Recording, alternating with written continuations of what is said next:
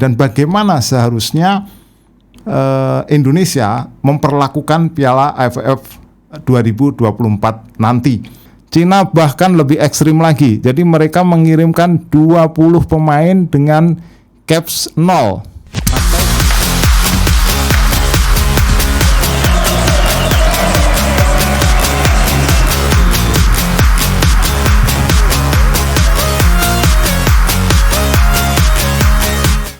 Salam pemirsa, ketemu lagi di Titis Corner bersama saya Bung Titis. Jadi kali ini kita akan membahas sebuah tema yang menarik. Jadi ada postingan yang unik, menggelitik yang disampaikan oleh sebuah akun sepak bola asal Malaysia di media sosial X atau dulunya Twitter, onefootball.my. Jadi isinya memang menggelitik ya, seakan-akan menyindir pola tingkah dari para pendukung tim nasional Indonesia.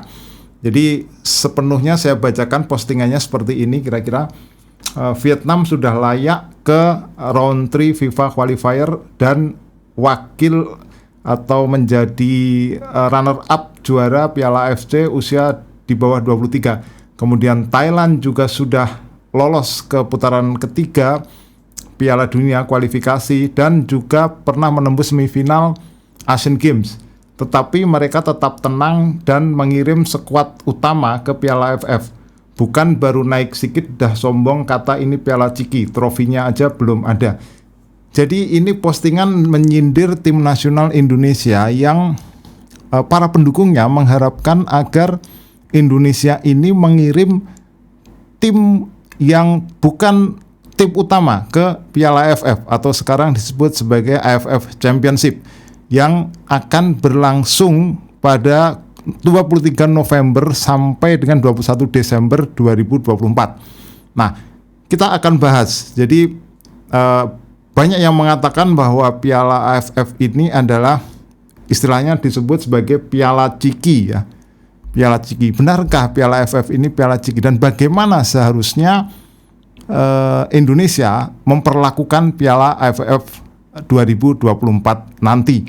Nah, kita melihat ya, pertama dari sisi durasi Piala AFF 2024 yang memang sangat panjang, 23 November sampai 21 Desember, yang lebih panjang dari Piala Dunia ya, hampir sama panjangnya dengan Piala Dunia atau Piala Eropa ya, yang kurun waktunya adalah selama 1 bulan.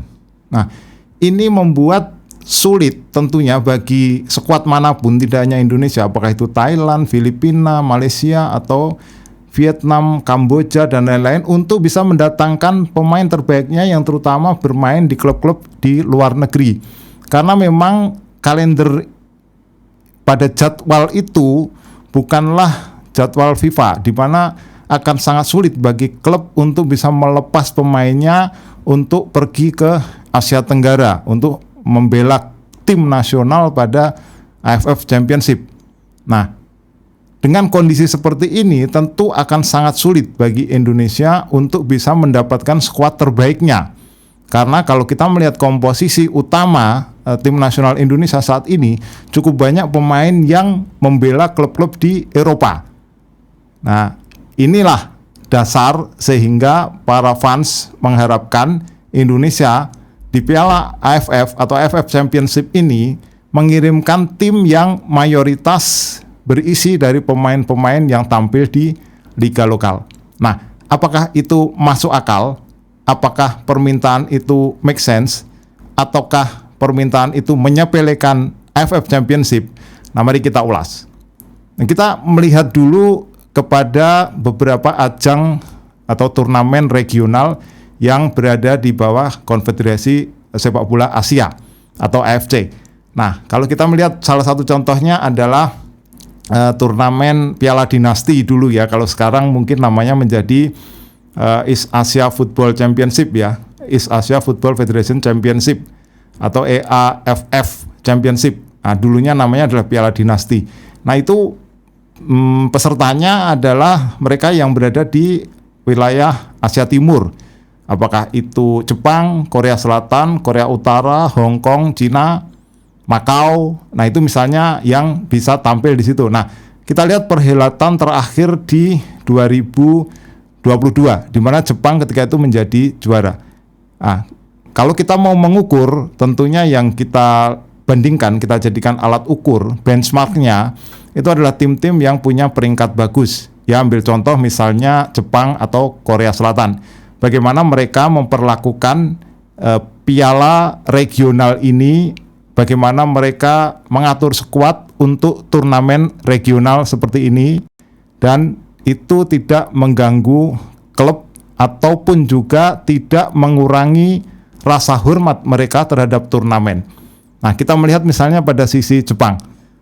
Jepang pada perhelatan AFF terakhir 2022 itu mereka mengirimkan pemain yang mayoritas, bukan mayoritas ya, banyak sekali yang belum pernah punya pengalaman membela tim nasional. Jadi saya ambil contoh misalnya dari list 26 pemain yang dikirimkan oleh Jepang ke turnamen itu. Jadi jatah pemainnya, alokasinya adalah 26, tapi Jepang atau tim manapun bisa mengirim di bawah itu ya. Jepang mengirim start 25 atau 24 pada turnamen yang berlangsung pada 18 sampai 27 Juli 2022. Nah, kita melihat jadwal turnamennya. Jadwal turnamennya relatif pendek dibandingkan dengan yang terjadi pada Asia AFF Championship. Nah, hanya sekitar 10 atau 12 hari di situ. Dari 18 sampai 27 ya, bahkan mungkin 9 hari. Karena apa? Karena pesertanya memang hanya 4 tim. Pesertanya hanya 4 tim. Jepang, kemudian Cina, Hong Kong, dan Korea Selatan. Nah, di situ Jepang lebih banyak mengirim pemain-pemain muda, 13 pemain tanpa cap. Salah satunya yang sekarang menjadi kiper utama ya, Shion Suzuki. Itu waktu itu capsnya masih 0. Ya, Juli itu musim libur bagi klub-klub di Eropa. Jadi kalau mereka mau memanggil pemain yang membela klub di Eropa, mereka bisa. Tetapi saat itu mereka hanya memanggil satu pemain yang membela Huesca di Spanyol. Selebihnya adalah pemain-pemain yang tampil di J-League atau di liga lokal. Nah, itu bagaimana kita melihat Jepang menyikapi turnamen regional. Nah, bagaimana dengan Korea Selatan misalnya? Korea Selatan juga sama. Jadi mereka mengirim 8 pemain yang tidak memiliki caps atau tidak berpengalaman atau belum berpengalaman sama sekali di tim nasional. Nah, bagaimana misalnya dengan Cina? Cina bahkan lebih ekstrim lagi. Jadi mereka mengirimkan 20 pemain dengan caps 0 atau belum pernah membela tim nasional. Jadi kita melihat di sini Cina, Korea Selatan, Jepang memberikan kesempatan kepada pemain-pemain muda untuk tampil di turnamen regional. Jadi itu tanpa mengurangi rasa hormat mereka terhadap turnamen regional. Karena memang kalendernya adalah datang pada saat klub-klub Eropa ini menjalani masa libur. Nah, ini kita bicara tentang turnamen di Asia Timur. Nah, bagaimana dengan turnamen regional lainnya? Ada juga misalnya di Asia Tengah atau Sentral Asia ya. Itu ada turnamen yang namanya adalah Java ya, Central Asia Football Association Championship. Jadi ini adalah turnamen yang berisi atau pesertanya adalah tim-tim yang berada di Asia Tengah. Ya, Anda tahu ya, ada Uzbekistan di situ, ada Kirgistan, ada Tajikistan, ada Turkmenistan dan Afghanistan. Tetapi pada perhelatan pertama 2023, jadi ini adalah turnamen inaugurasi pada 2023, mereka mengundang Iran. Nah, ini menarik. Turnamen ini berlangsung atau digelar di Uzbekistan dan Kirgistan pada 10 sampai 20 Juni. Nah, ini adalah musim libur atau awal musim libur dari klub-klub di Eropa. Nah, bagaimana tim-tim besar, ya kita ambil contoh adalah tim-tim yang memiliki peringkat 100 besar ya. Nah, kita ambil contoh misalnya Iran dan Uzbekistan. Nah, Iran, bagaimana Iran menyikapi turnamen ini yang berlangsung 10 sampai 20 Juni 2023? Mereka mengirim pemain-pemain terbaiknya. Misalnya Mehdi Taremi yang main di Porto, Ali Reza Jahanbakhsh yang main di Feyenoord. ini mereka panggil ya karena memang musimnya saat itu sudah dalam situasi libur. Nah, Iran tampil sebagai juara. Uzbekistan juga memanggil misalnya Eidor Shomurodov, bintang mereka yang ketika itu membela Spezia ya karena musimnya atau situasi ketika itu sudah libur.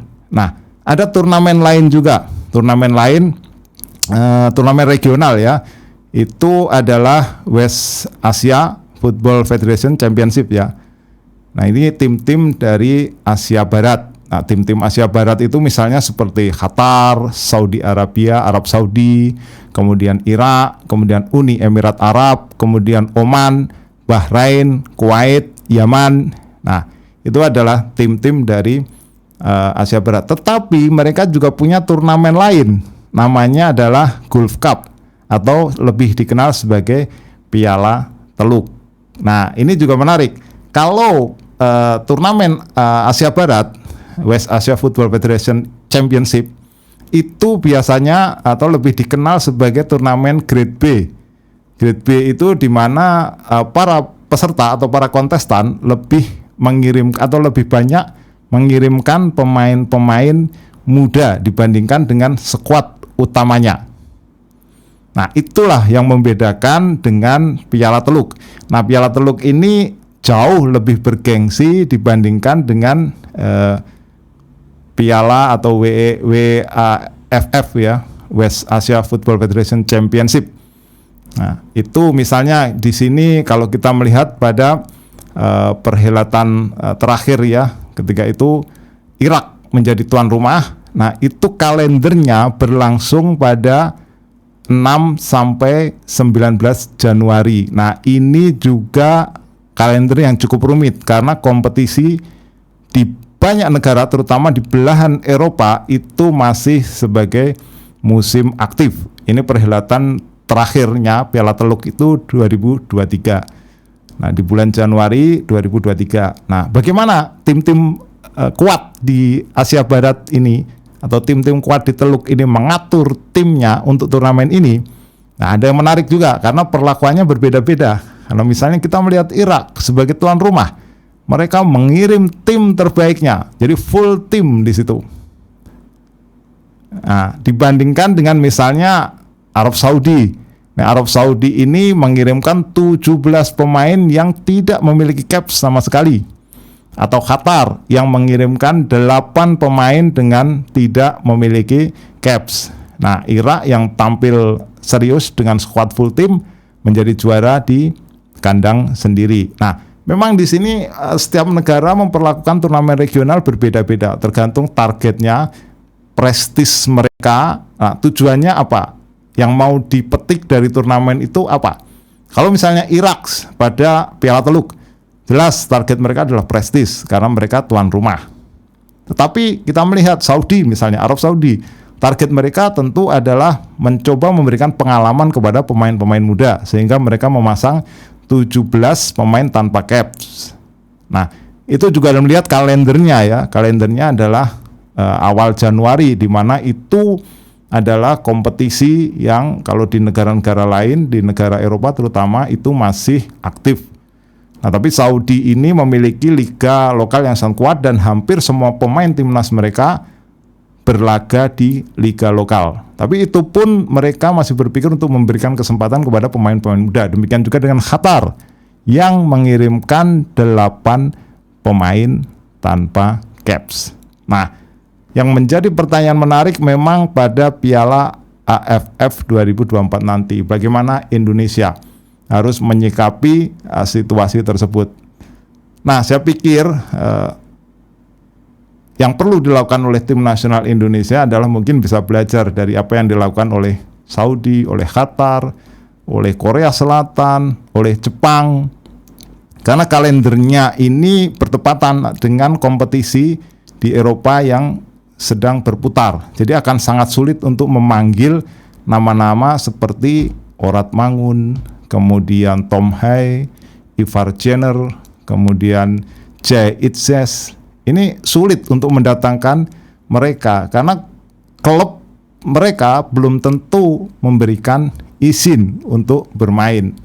Nah, inilah kesempatan sebenarnya bagi pelatih untuk mencari nama-nama baru yang ada di liga lokal untuk memberikan kesempatan mereka pada laga-laga kompetitif. Tetapi juga harus ingat tanpa melupakan prestis sebagai sebuah negara. Dan ingat juga kita sudah 6 kali menjadi runner up turnamen ini dan kita butuh gelar. Jadi pelatih Sinteyong juga harus membuktikan dirinya bahwa dia harus bisa memberikan sumbangan gelar pertama bagi tim nasional Indonesia. Nah, cukup rumit kan memang karena di satu sisi pemain-pemain intinya itu sulit untuk dipanggil, tetapi di sisi lain beban prestis, beban gelar pertama itu juga diemban oleh Sinteyong. Dan saya pikir sebagai pelatih dia akan sangat bijak untuk mengambil keputusan yang terbaik untuk Piala atau AFF Championship nanti. Silakan jika Anda punya pandangan berbeda, tulis di kolom komentar. Kita ketemu dalam episode berikutnya. Salam.